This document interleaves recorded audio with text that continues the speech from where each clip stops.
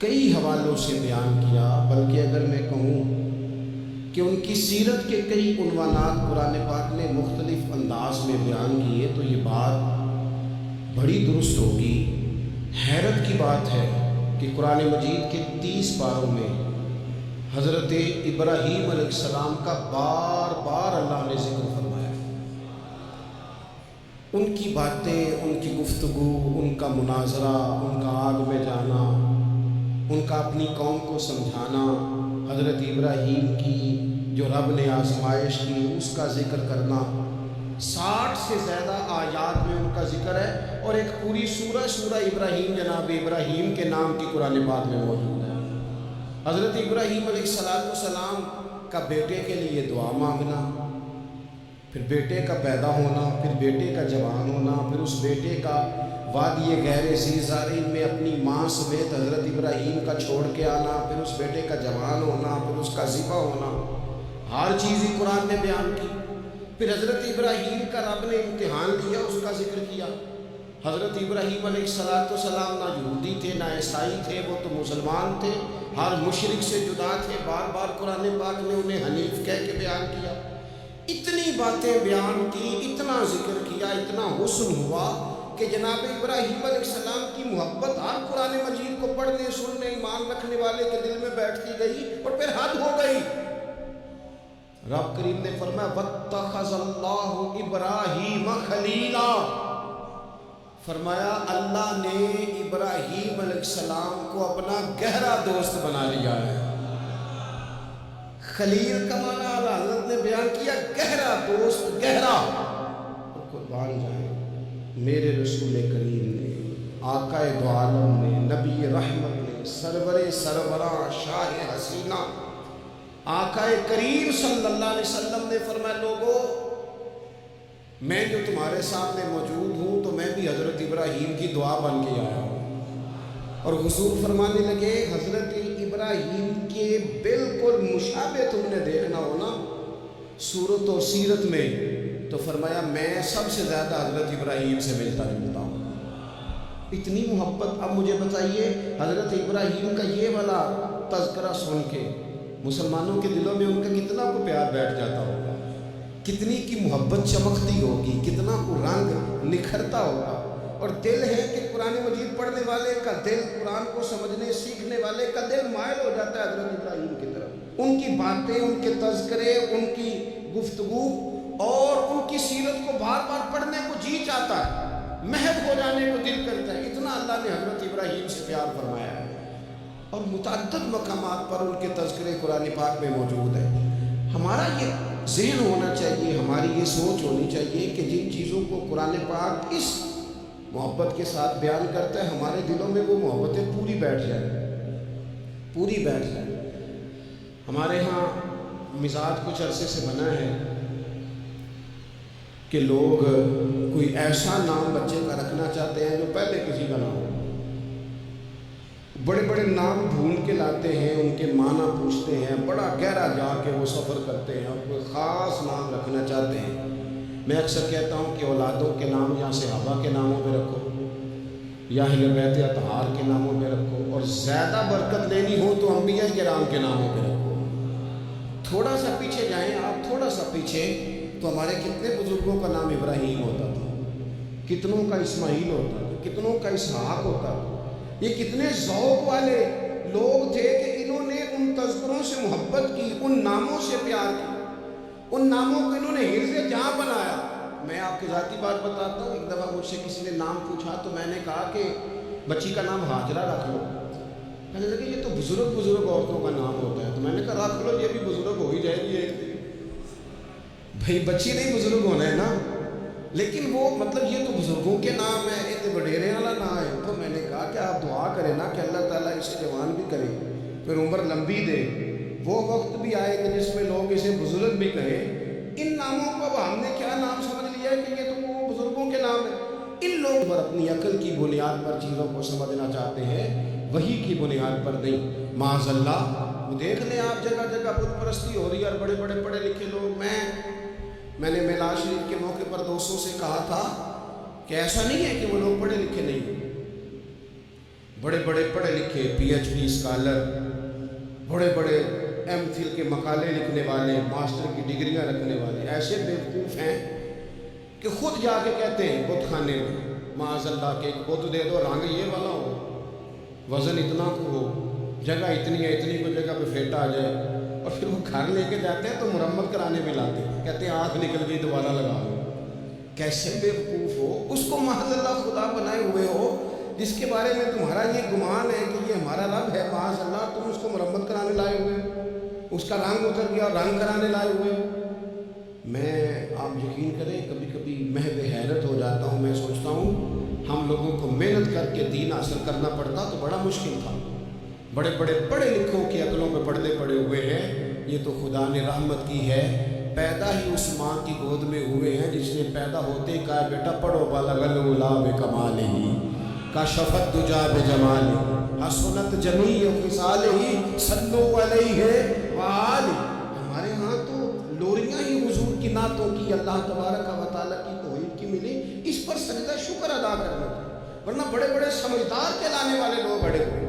تو حضرت ابراہیم خلیل اللہ علیہ السلام کو اللہ تبارک و تعالیٰ نے بڑی عظمتوں، رفعتوں، بلندیوں اور شانوں کے ساتھ مالا مال فرمایا، چونکہ ان کا اتنا زیادہ ذکر ہے قرآن پاک کے اندر، احادیث صحیحہ کے اندر، حضور کے مقدس فرامین کے اندر۔ تو حضرت ابراہیم علیہ السلام کی سیرت مبارکہ ہمیں سیکھنی چاہیے۔ ایک تو قرآن مجید جو ہمیں ان کے تذکرے سناتا ہے، بتاتا ہے، اس پر ہمیں توجہ دینی چاہیے، اور ایک یہ کہ دیکھنا چاہیے کس چیز کے اوپر زیادہ ان کا مزاج تھا۔ تو حضرت ابراہیم علیہ السلام کی زندگی میں ایک بات بڑی خاص ہے، وہ یہ ہے کہ ان کا توکل بڑا مضبوط تھا، بھروسہ بڑا مضبوط تھا۔ ہمارے ہاں ٹوٹتے بکھرتے لوگوں کے خیالات، اور جس چیز سے سب سے زیادہ لوگ پیچھے ہٹتے جا رہے ہیں معاذ اللہ تعالیٰ، وہ یقین کی کمزوری ہے، عدم اعتماد۔ یعنی آپ نے سوٹ پہن لیا ہے، آپ نے اپنی مرضی کا رنگ پسند کیا ہے، آپ نے اپنی مرضی کے درجے سے سلوایا ہے، آپ نے اپنے طریقے سے اسے استعمال کیا ہے، لیکن پھر بھی آپ چاہتے ہیں کہ ہر بندہ کہے بڑا اچھا لگ رہا ہے، جب تک 100 بندہ نہ کہے طبیعت مطمئن نہیں، سارے نہ جب تک کہے مان، کسی ایک نے کوئی بات کر دی تو جناب وہ سیانا بیانا نوجوان پڑھا لکھا وہ کہتا ہے پتہ کرو میں ٹھیک نہیں لگ رہا، بھئی آپ چھوڑ دیں، اتنے کمزور ہو جائیں گے آپ۔ یہی حال اللہ ماشاء اللہ خواتین کا ہے، اس طرح تو انسان دن بدن کمزور ہوتا ہے۔ 95 لوگوں نے آپ کی تعریف کی، 4-5 لوگوں نے تنقید کر دی، اتنوں کو تو کرنی بھی چاہیے تھی، اگر نہ کرتے تو نظر لگ جاتی، 2-4 تو ویسے بھی ہونے چاہیے، تبھی تو انسان جچتا نظر آتا ہے۔ تو میرے بھائی اتنا زیادہ تو لوگ کمزور پڑ جاتے ہیں، توکل سے نکل آتے ہیں، اور پھر ذرا حالات خراب ہوئے نہیں، ذرا، ساری زندگی میٹھا کھانے کو ملا، بڑے خوش تھے، بڑے اچھے تھے، لیکن اس میٹھے میں سے ایک بادام کڑوا نکل آیا، صرف ایک بادام، تو کیا آپ اس سارے میٹھے کو ہی غلط کہہ دیں گے؟ وہی نکل ہی آتا ہے، کبھی کچھ ایسا ہو بھی جاتا ہے، نہ چاہتے بھی ہو جاتا ہے، موڈ خراب کر دیں گے آپ، حد کر دیں گے۔ میں ایک دفعہ ایک ہوٹل میں تھا، دوستوں کے ساتھ کھانے کے لیے انہوں نے پیغام دیا، تو پلیٹ آ گئی کھانے والی، تو تھوڑی صاف نہیں تھی، تو صاحب نے تو جلال شروع کر دیا، وہ ویسٹ کوٹ سیدھی کرتے جائیں اور کہیں تمہیں پتہ ہی کوئی نہیں، پیسے کس بات کے لیتے ہیں، بلاؤ مینیجر کو، بلاؤ فلانے کو، حد نہیں کر دیں۔ تو باقی سب انہیں سمجھا رہے تھے تو میں ہنس رہا تھا، وہ آ گئے بیچارے، تو میں نے ان سے کہا آپ جائیے، اللہ تعالیٰ خیر کرے گا، ہم ان کو راضی کر لیتے ہیں۔ بات مکمل ہوئی تو مجھے کہنے لگے آپ جو ہنسے ہیں اس سے مجھے غصہ آیا ہے۔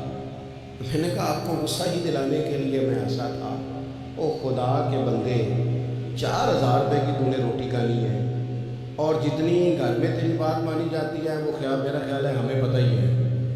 یہ آپ جو جھوٹا انا کا بت بنا رہے ہیں نا، جھوٹا، یہ آپ کے اندر کی کمزوری کو ظاہر کر رہا ہے کہ آپ کمزور آدمی ہیں، آپ کو جھوٹا پریشر ڈال کے عزت بنانے کا شوق ہے، آپ باتوں کے سہارے جان بوجھ کے اپنا قد اونچا کر رہے ہیں، یہ قد آپ کا ہے نہیں، اس لیے کہ قد اونچا ہوتا تو یہ تو ہلکی سی پلیٹ کی بات ہے، اور آپ نے ایک آدمی کو جس طرح سے رسوا کر دیا، ابھی وہ جائے گا اس کی کلاس لگ جائے گی، ہو سکتا ہے اس کی تنخواہ کٹ جائے، ممکن ہے بیچارے کو چھٹی ہو جائے۔ اگر آپ کا قد اونچا ہوتا تو پھر رنگ اور ہوتا، پھر آپ اسے کہتے کہ رب میری بڑی معاف کرتا ہے، میں بھی کئی لوگوں کی معاف کر دوں گا۔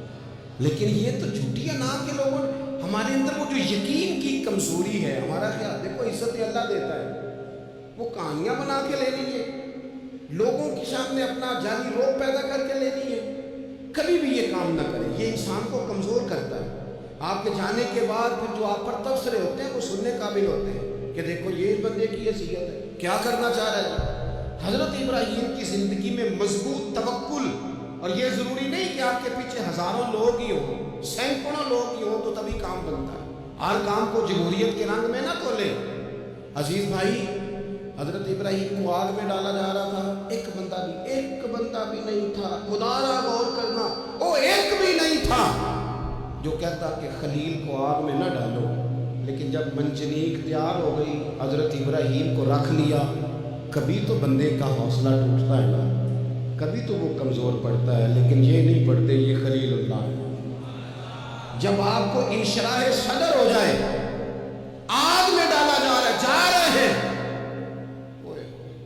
حضرت جبریل امین حاضر ہو کے کہتے ہیں چلو کوئی حکم کر دے۔ ان کی دلچسپیاں، ان لوگوں کا پیار ہماری طبیعت میں۔ حضرت ابراہیم علیہ السلام نے نا اپنی ساری حیات مبارکہ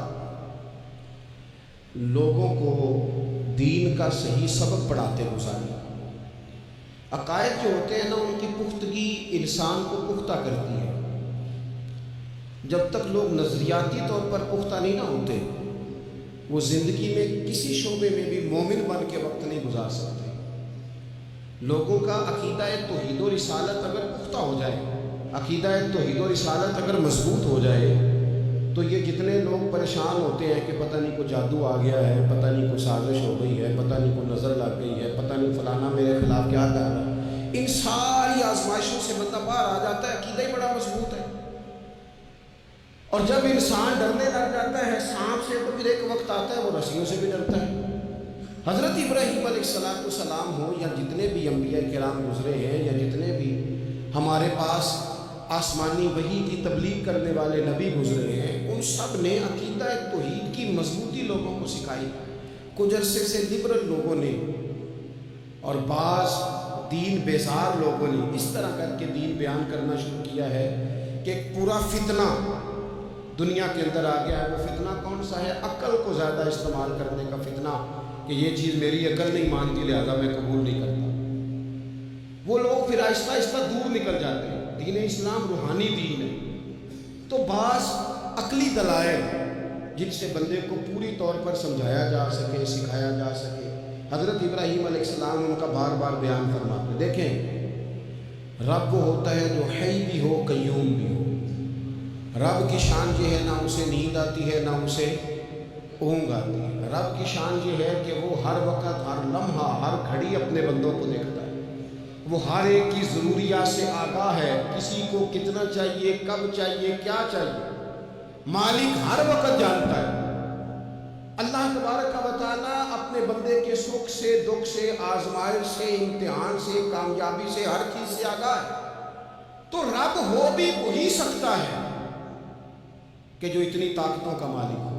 حضرت ابراہیم علیہ السلام کے زمانہ مبارکہ میں نا کچھ لوگ ایسے تھے جو چاند کی پوجا کرتے تھے، کچھ سورج کی پوجا کرتے تھے، کچھ ستاروں کی پوجا کرتے تھے۔ اللہ کا قرآن کہتا ہے کہ فلما جن علیہ اللیل، جب حضرت ابراہیم علیہ السلام پر رات کا اندھیرا چھا گیا نا، تو رآ کوکبا، انہوں نے نا تارا دیکھا، قال ھذا ربی، ستارہ دیکھ کے کہنے لگے اسے میرا رب کہتے ہو، کیا یہ رب ہے؟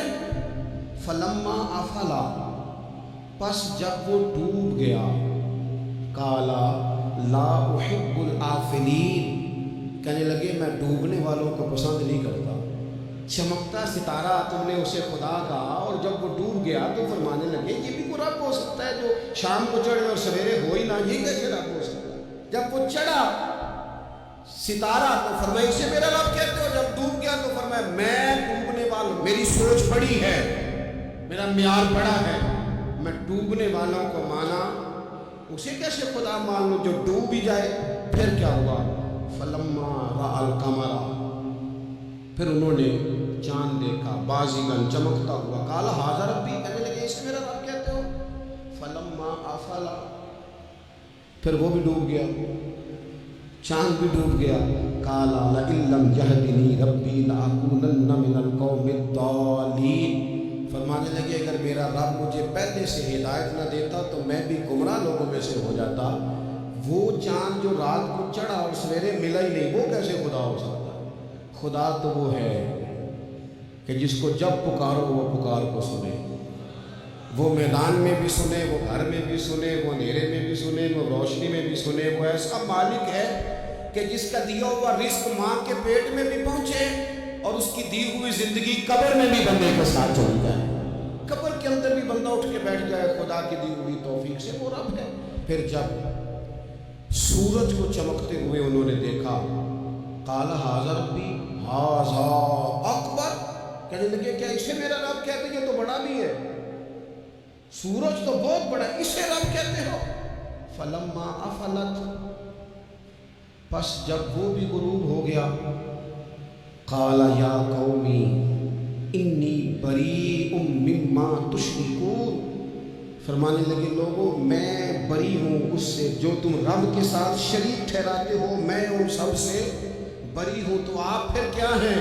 کہنے لگے انی وجہت وجہی للذی فطر السماوات والارض حنیفا وما انا من المشرکین، کہنے لگے میں نے ہر باطل سے جدا ہو کے اپنا منہ اس رب کی طرف کر لیا ہے جو زمین و آسمان کو پیدا کرنے والا ہے، اور میں مشرکوں میں سے نہیں ہوں، میں نے اپنا منہ اپنے رب کی جانب کیا، میں نے اپنی توجہ اس طرف کی ہے جو زمین و آسمان کو پیدا کرنے والا ہے۔ تو حضرت ابراہیم علیہ السلام بار بار اپنی قوم کو نشاندہی کرتے، بتاتے کہ یہ جن چیزوں کو تم رب مانتے ہو یہ اس قابل نہیں ہے، اور آپ نے اس کے کئی مظاہر بیان کیے، کئی آپ نے ان سے کہا کہ ان بتوں کی پوجا کرتے ہو جو نہ نفع دے نہ نقصان دے، ان کے سامنے جھکتے ہو، نہ تمہاری آواز سنے نہ بات سنے۔ دنیا میں ڈھیر ساری بت پرستی ہے آج بھی، اور مسلمانوں کو حاجت ہے کہ وہ قرآن مجید کی آیات کو یاد کریں، حضرت ابراہیم علیہ السلام کے ان دلائل توحید کو وہ ازبر کریں۔ اقبال کہنے لگے کہ اگرچہ بت ہیں جماعت کی آستینوں میں، مجھے ہے حکم اذاں لا الہ الا اللہ، کہنے لگے یہ دور اپنے ابراہیم کی تلاش میں ہے، صنم کدا ہے جہاں لا الہ الا اللہ، اور بہار ہو کہ خزاں لا الہ الا اللہ۔ ہر مقام پر عقیدہ توحید کو بیان کرنے کی حاجت ہے، اس حوالے سے کہ پوری دنیا میں تیزی کے ساتھ وہ لوگ جو صرف اور صرف مایا، سب سے پہلے جس بندے نے کسی کی مہمان نوازی کی تھی نا، وہ حضرت ابراہیم علیہ السلام۔ اس کا ایک معنی علماء نے یہ بھی اس حدیث کا بیان کیا کہ جس نے سونی کر کے، مسجع کر کے، خوبصورت کر کے، تیار کر کے، عزت کے ساتھ، آنر کے ساتھ کسی مہمان کو سب سے پہلے کسی نے اس اہتمام سے کھانا کھلایا، وہ حضرت ابراہیم علیہ السلام۔ زبردست مہمان نواز تھے، زبردست، اپنے گھر کے 4 دروازے بنائے ہوئے تھے، 4، اور فرماتے تھے میری خواہش ہے کہ چاروں طرف سے مہمان آئیں، روٹیاں پکتی رہیں، دنیا کھاتی رہے، دنیا آوے کھا کھا جاوے راضی ہوئے بلا، آئیں لوگ کھائیں، یہ میری خواہش ہے، روٹی کھلاؤ، روٹی کھلاؤ، روٹی کھلاؤ، لنگر کھلاؤ۔ حضور صلی اللہ علیہ وسلم سے پوچھا گیا یا رسول اللہ بہترین مسلمان کون ہے؟ تو حضور نے فرمایا جو سلام لینے میں پہل کرے اور کھانا زیادہ کھلائے، کھانا کھلائے، جس کا مزاج ہو کھانا کھلانے کا، طبیعت ہو کھانا کھلانے۔ حضرت ابراہیم علیہ السلام اتنی مہمان نوازی کرتے کہ نبی پاک صلی اللہ علیہ وسلم نے فرمایا کہ ترغیب و ترہیب میں موجود ہے۔ حضور علیہ السلام نے فرمایا کہ اللہ تعالیٰ نے حضرت ابراہیم علیہ السلام سے ایک دفعہ فرمایا ابراہیم یہ جو آپ کو اپنا خلیل بنایا نا، یہ اس لیے بنایا ہے کہ آپ کے دل مخلوق کے حق میں بڑے نرم ہیں، آپ مہمان نوازی بڑی کرتے ہیں، اور کبھی کبھی مشکل حالات ہوتے ہیں نا، ٹف حالات، ان میں بھی مہمان نوازی کرتے، ان میں بھی پانی پلاتے، کھانا کھلاتے، لوگوں کو اس دور کی ضروریات کے مطابق لوگوں کو دیکھتے۔ ہمارے نا پورا باب ہے حدیث پاک میں بخاری مسلم میں کہ بندہ ہمیشہ دل کا غنی ہوتا ہے، دلوں میں کبھی گنجائش بن جائے نا دلوں میں، تو جیبوں میں بھی اللہ بنائے، اپنے دلوں میں گنجائش بنائے لوگوں کی، اپنی طبیعتوں میں گنجائش، ہماری طبیعتوں میں گنجائش نہیں ہوتی۔ اللہ تعالیٰ بعض بندوں کو نواز دیتا ہے، انہیں چاہیے کہ وہ گنجائش رکھے، کشادہ کریں اپنے دل کو، سینے۔ حضرت ابراہیم علیہ السلام نے نا ایک دفعہ قحط ہو گیا تھا، تو مہمان تو اب آئے بیٹھے تھے، بلکہ ان دنوں میں مہمان زیادہ بڑھ جاتے تھے، زیادہ لوگ آ جاتے۔ اب قحط کا زمانہ تھا، بہت ساری جگہوں پہ فصل ہی نہیں تھی، اناج ہی نہیں تھا، تو مہمان زیادہ ہو گئے۔ اب حضرت سارہ جناب حاجرہ گھر میں موجود ہیں، ان لوگوں کی لائنیں لگی ہوئی۔